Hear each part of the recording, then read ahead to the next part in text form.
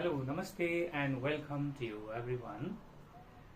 Today I am here to teach conjunction. Under conjunction, we will read about subordinating conjunction today.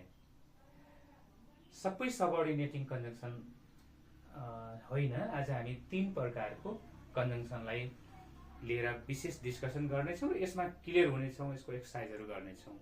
र अघिल्लो क्लासमा हामी coordinating कन्जङ्सनलाई लिएर क्लासमा आएको थियौँ र यो सबअर्डिनेटिङ कन्जङ्सन भनेको कस्तो भने एउटा इन्डिपेन्डेन्ट सेन्टेन्स र अर्को डिपेन्डेन्ट सेन्टेन्सलाई जोड्ने कन्जङ्सनहरू हुन्। र फर्स्टमा हामी यो because of since as, do you know what type of conjunction? के जोड्छ त्यसले? हो, रिजनलाई जोड्छ। गुड। यो रिजन कनेक्टिभ्स हुन् अथवा रिजन कन्जङ्सन्स हुन्। यसले रिजनहरूलाई रिजनको ठिक अगाडि आउँछ। यो कनेक्टिभहरू कसरी प्रयोग हुन्छन् आज हामी यो सेन्टेन्सहरूबाट एक एक स्पष्ट हुनेछौँ।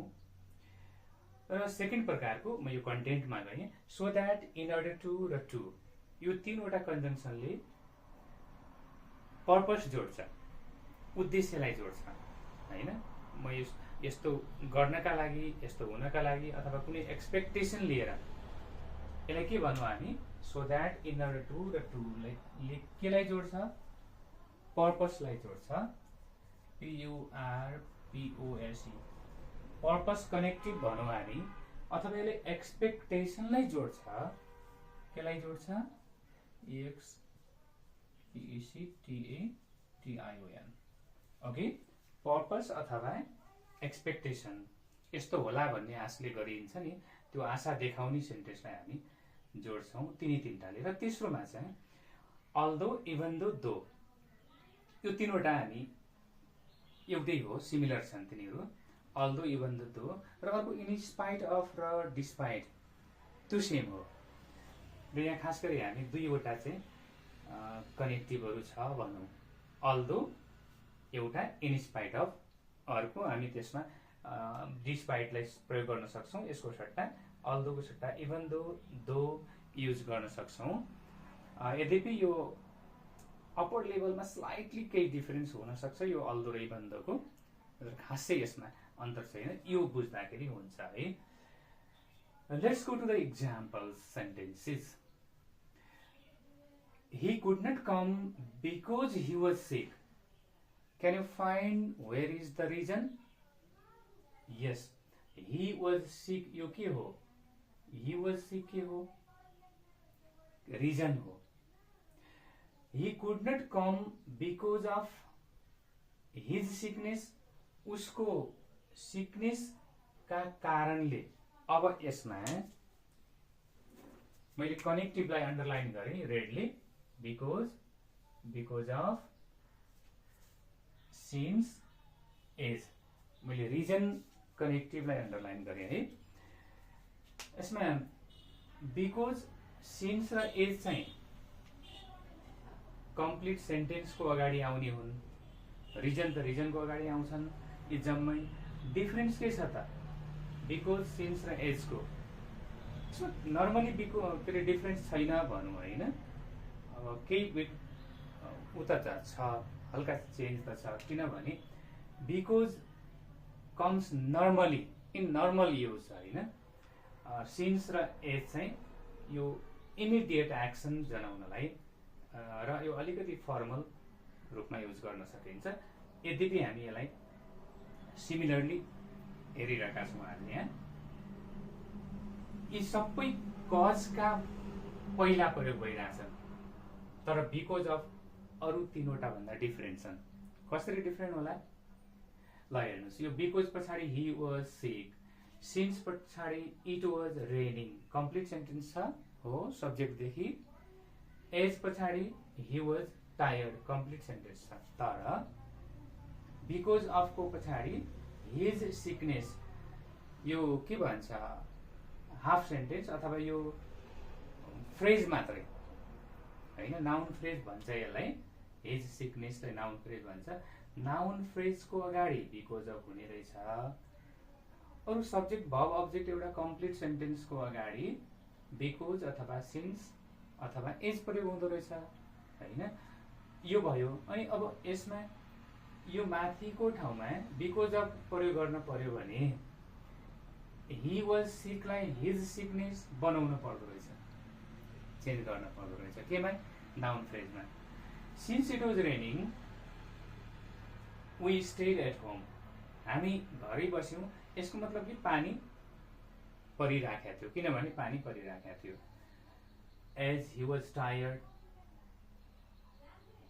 थाकेको कारणले he went to bed, ऊ ओछ्यानमा गयो। यसको ओछ्यानमा जानुको कारण के थियो, ऊ थाकेको थियो। यो भयो रिजन कन्जङ्सन्सहरु हैन। Similarly let's go to the another group of sentences. He studies hard so that he can pass the exam. Connective के होला, so that she left early so that she could catch the bus. So that connective, she left early in order to catch the bus. She left early to catch the bus. हैन, यो चारवटा use छ सेन्टेन्सको। फर्स्टको double so that प्रयोग भएको छ। मैले यो tense फरक छ, त्यो कारणले मात्र रिपिट गरेको, कुरो एउटै हो। सी स्टडीज हार्ड, उनी हार्ड स्टडी गर्छिन्, sorry he studies hard study गर्छ, त्यस कारणले कि ही क्यान पास द एक्जाम, ऊ एक्जाम पास हुन सकोस् हैन। एक्जाम पास हुनका लागि हार्ड स्टडी गर्छ। के जोड्यो यसले, पर्पस जोड्यो भने पनि भयो, अथवा पास हुने एक्सपेक्टेसनका कारणले, एक्सपेक्टेसनले हार्ड स्टडी गरे हो नि त। यहाँ के फरक छ त, यहाँ केही फरक छैन। टेन्समा ख्याल गर्नुपर्छ। सी लेफ्ट अर्ली, उनी चाँडै सबेरै गइन् त्यहाँबाट हैन, छोडिन्, घरबाट छोडिन्, यस कारणले कि उनी समयमा बसमा पुग्न सकुन् हैन, बस पकड्न सकुन्। पास्ट छ, कुड गरेछन् अर्को भागतिर। प्रेजेन्ट छ, क्यान गरेछन्। यसमा अन्य एक्जुलरी भर्ब पनि प्रयोग गर्न, मोडल भर्ब प्रयोग हुन सक्छ यसमा है। यो पर्पस जोड्नेमा सो द्याटले जोड्यो भने यो के पर्पस सेन्टेन्समा के को युज हुन्छ, मोडल भर्बको, जस्तै क्यान, कुड। नर्मली क्यान, कुडको युज हुन्छ, अरू पनि हुन सक्छ है। र अर्को छ इन अर्डर टु र टु, यो सिमिलर हो, सेम मिनिङ हो दुवैको।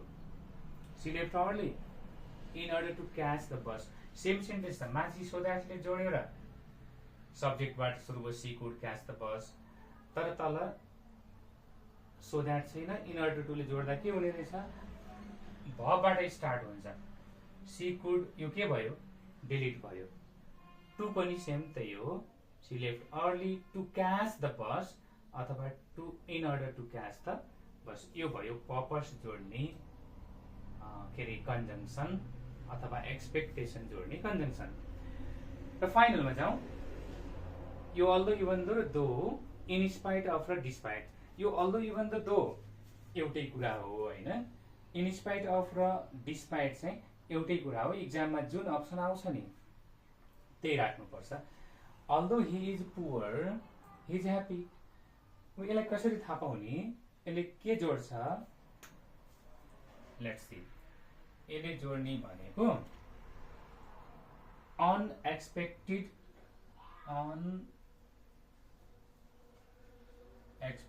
रिजल्ट हैन। के जोड्छ यसले, अनएक्सपेक्टेड रिजल्ट भनेको कन्ट्रास्टिङ आइडिया के। एउटा सोचे होला यसो हुन पर्ने, तर अर्कै भइदियो भने एनी अनएक्सपेक्टेड रिजल्ट वाला कनेक्टिभ युज गर्नुपर्छ। अल्दो ही इज पुअर, अब यहाँनिर के छ, मानौ यहाँनिर खाली ठाउँ दिन्छ इक्जाममा त, ही इज पुअर, गरिब हुनु एउटा कुरा भयो। गरिब भएपछि त पीडा त्यस्तो हुन पर्ने नि त हैन, असन्तोष हुन पर्ने, तर पनि ह्याप्पी हुने कुरा। यो त अपोजिट कन्ट्रास्ट आइडिया भयो नि, कन्ट्रास्टिङ आइडियाहरू। अनएक्सपेक्टेड रिजल्ट, गरिब छ भनेपछि त केही दुखी होला लाग्छ, तर खुसी छ, यसको मतलब कन्ट्रास्टिङ आइडिया भयो, त्यसैले अल्दो भयो हैन। यो अल्दो के भयो, अनएक्सपेक्टेड रिजल्ट जोड्ने के connective although she was sick she went to the party उनी पार्टीमा गइन् यद्यपि उनी बिरामी थिइन् बिरामी हुने कुरा के भयो कन्ट्रास्टिङ आइडिया भयो अनएक्सपेक्टेड रिजल्ट भयो in spite of his puberty Hee is happy यो माथिको सेन्टेन्सलाई के गरियो यो पुरै सेन्टेन्सलाई नाउन फ्रेजमा लगियो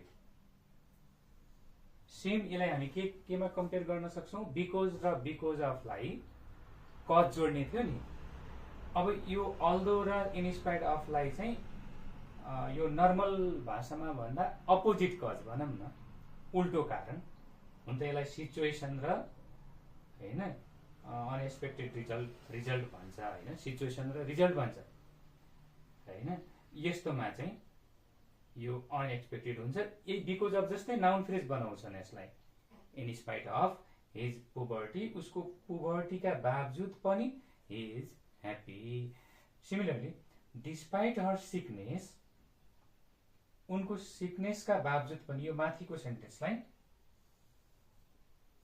डिस्पाइट अथवा इन स्पाइट अफ यसलाई इन्टरचेन्ज गर्न सकिन्छ यो केही समस्या पर्दैन she went to the party I think you are clear to these sentences अब फाइनलमा एउटा प्र्याक्टिस गरौँ this practice will make you perfect I have written 10 sentences here on the board and the options are given below because of as although so that in order to अहिले हामीले पढेको कनेक्टिभ्स अन्तर्गतका कनेक्टिभ्सहरु यहाँ अप्सनमा छन् you have to select these options हैन in those gaps let's see Ramesh could not attend the class Ramesh क्लासमा attend गर्न सकेन ही वाज इल के हो अटेन्ड गर्न नसक्नुको कारण होला नि हैन रिजन भयो रिजनको अगाडिपट्टि के प्रयोग गर्ने भनेको थियौं हामी बिकज हैन एज सिन्स भनेको थियौं बिकज अफ हो र चार अप्सन थियो है बिकज अफ हो र यहाँ बिकज अफ लाग्दैन किनभने फुल सेन्टेन्स छ अब रह्यो as since because normally as र सिन्सलाई स्टार्टिङमा प्रयोग गर्नुस् र बिकजलाई नर्मली बीचमा प्रयोग गरौँ है त्यसैले यहाँ बिकज हुन्छ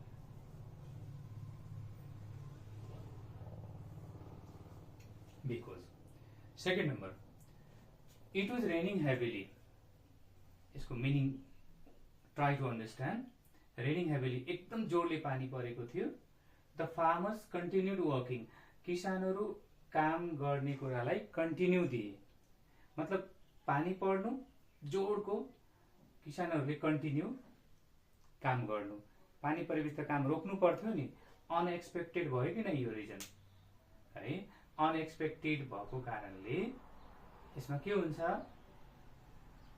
अल्दो इभन दो र दो हुन्छ हैन हामीले अप्सनमा अल्दो लेखेका छौं कुनै एउटा अप्सन आउने त हो नि एक्जाममा त्यसैले हामी के लेखौं although लेखौं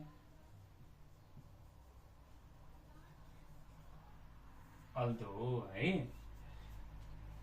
C went to the library let's find library गइन् borrow some reference books library जानु केही सन्दर्भ पुस्तकहरू लिनु हैन यो लाइब्रेरी जानु र बुक लिनु त के भयो उस्तै कुरा भयो हैन अपोजिट कुरा भयो भएन तर एउटा कुरा छ ख्याल गर्नुपर्ने borrow some भबबाट स्टार्ट भयो यदि यो भब हो भने अब यसमा अल्दो पनि हुँदैन बिकज पनि हुँदैन भबबाट सुरु भएकोमा है के हुन्छ कारण हो भने बिकज अफ हुन्छ यो कारण हो भने बिकज अफ हुन्छ अपोजिट कन्ट्रास्ट आइडिया भयो भने यो कन्ट्रास्ट आइडिया हो होइन कन्ट्रास्टिङ आइडिया होइन अल्दो पनि भएन, यो कारण पनि होइन हैन, त्यसैले यो के हो, पर्पस हो। उनी लाइब्रेरी गइन् बुक बरो गर्नको लागि, त्यसैले के गर्ने, इन अर्डर टु गर्ने, इन अर्डर टु बरो, बरो किताबहरु सापट लिनको लागि हैन, बरो गर्नको लागि।